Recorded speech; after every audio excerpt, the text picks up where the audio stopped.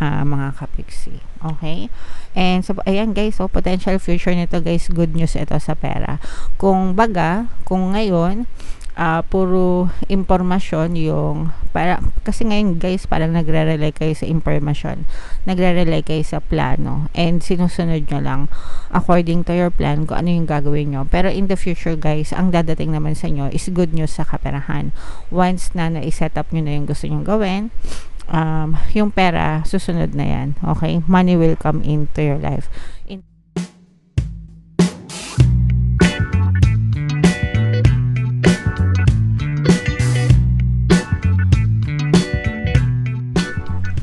Hello guys, hello Libra, welcome back to Pinay Pixie Tarot. Ang pamagat ng episode natin for tonight is Story Mo Ba To? Ito isang timeless reading para sa Libra, Sun, Moon, Rising, Sun, and Venus.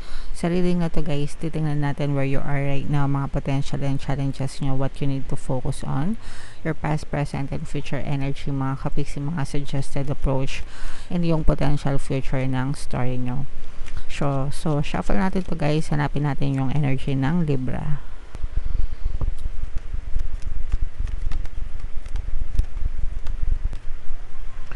So Libra guys, kayo ay represent ng Queen of Swords sa ating spread. Ito yung combination ng positive and negative energy guys.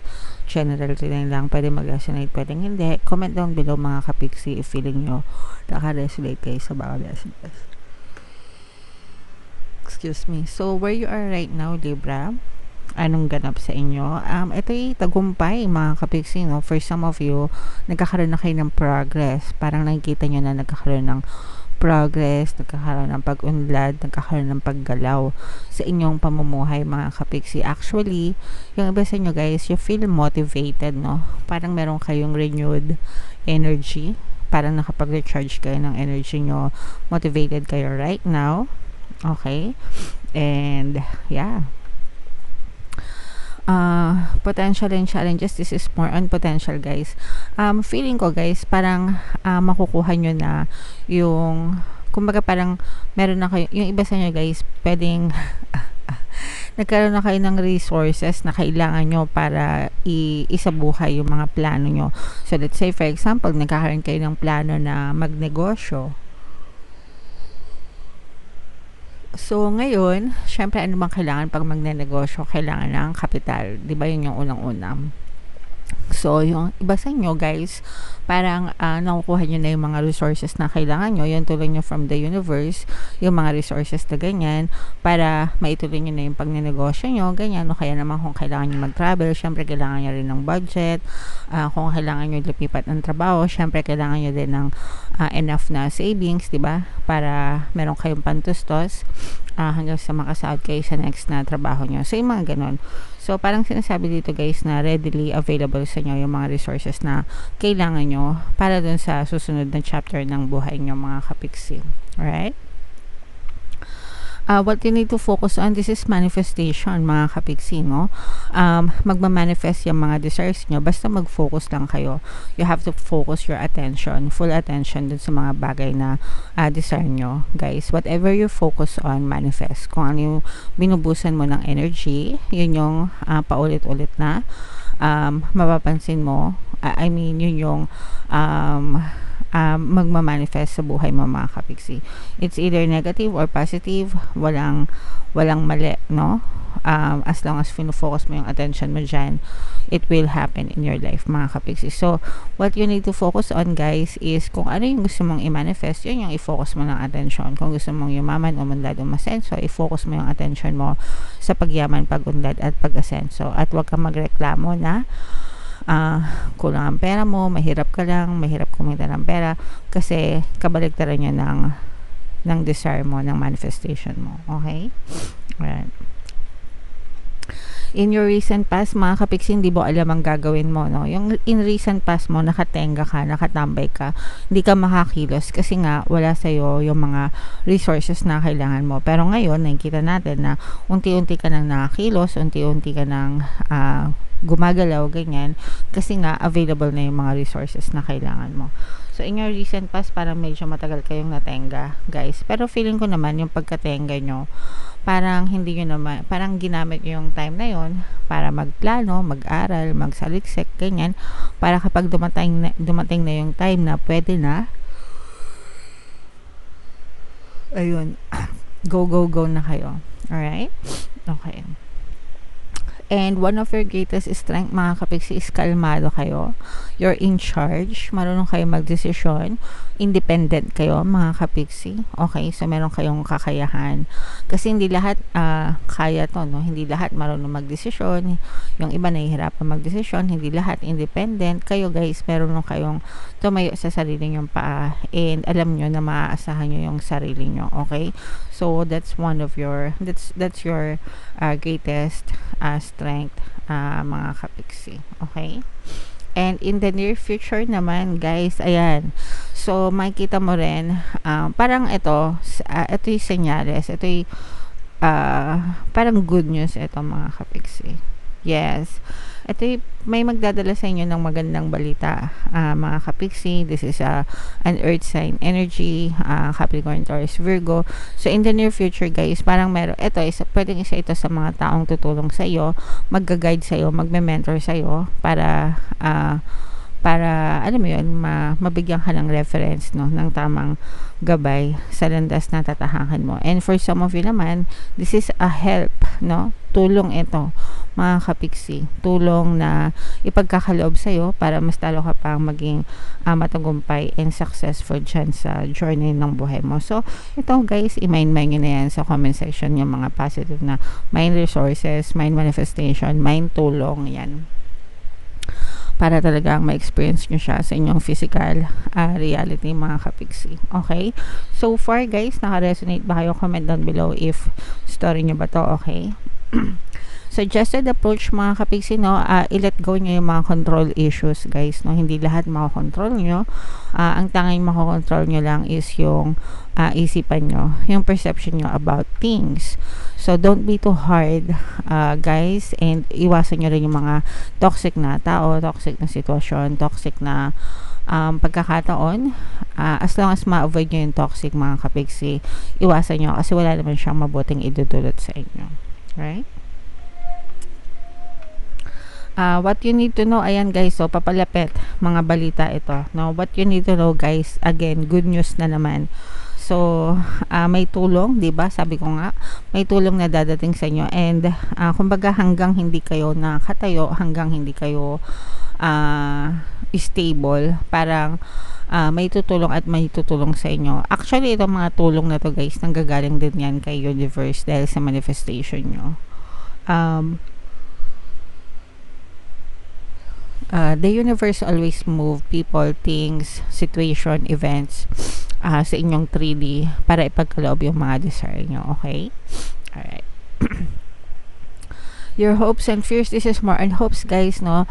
Madadagdagan pa yung mga kaalaman nyo, yung mga discoveries nyo, parang nagkakaroon kayo ng enlightenment, ganyan, nagkakaroon kayo ng enough knowledge kung ano yung mga next step.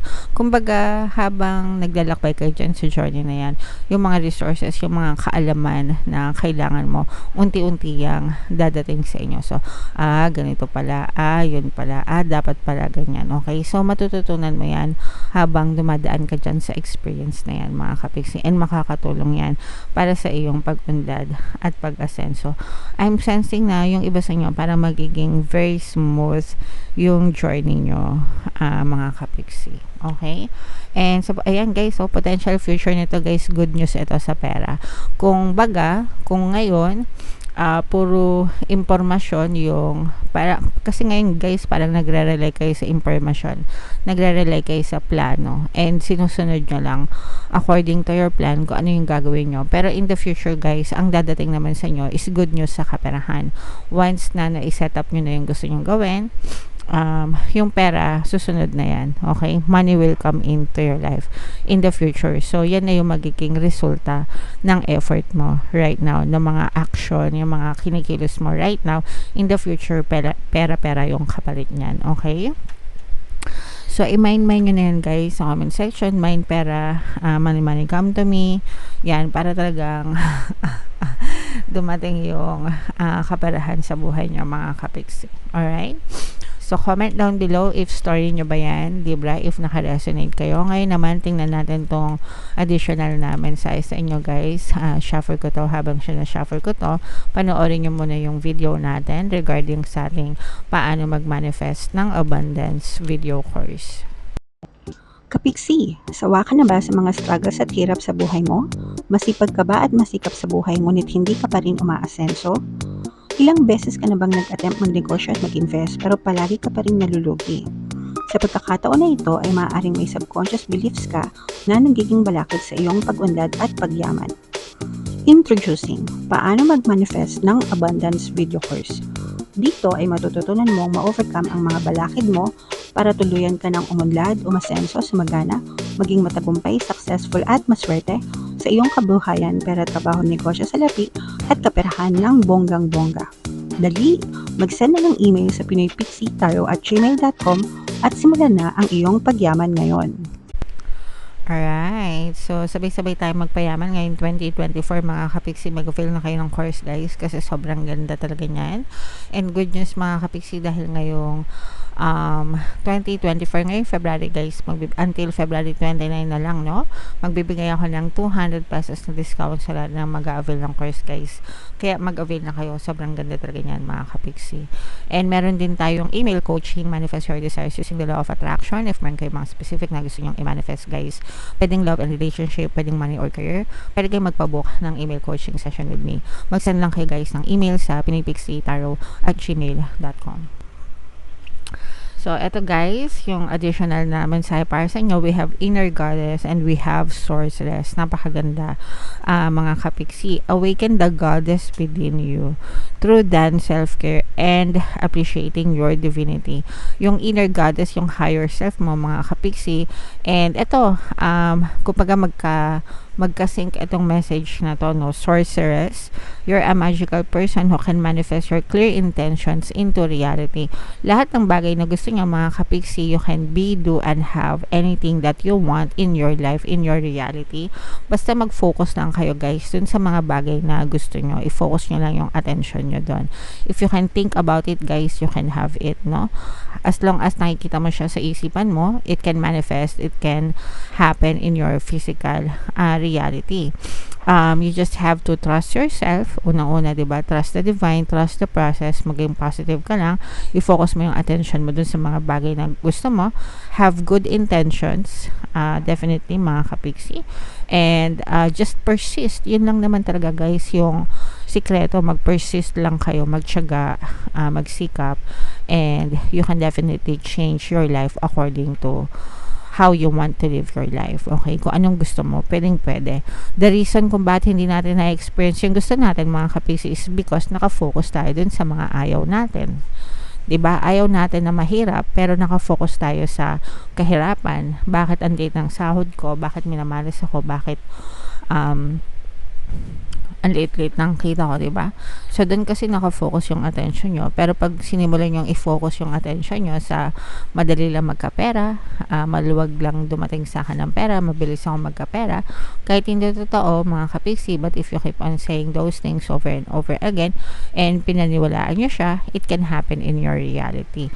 So, the change has to come from within you. Bago magbago yung buhay nyo, kailangan magbago muna kayo. Magbago yung pattern of thoughts nyo, magbago yung mga words na sinasabi nyo sa sarili nyo, mga kapiksi. Alright? Comment down below, guys, if naintindihan nyo. And if naka-resonate kayo, guys, comment down below if story nyo ba to. Alright? So, ito yung ating mga pampaswerte subliminal, guys. Pakinggan nyo para talagang umasensa kayo ngayon 2024. And ito naman yung ating success stories ng paano mag-manifest ng abundance video course. Click here to subscribe, guys, and click here to join our membership program. Thank you for liking, sharing, and subscribing. See you again next time. I love you all, guys. Have a nice day. Bye-bye.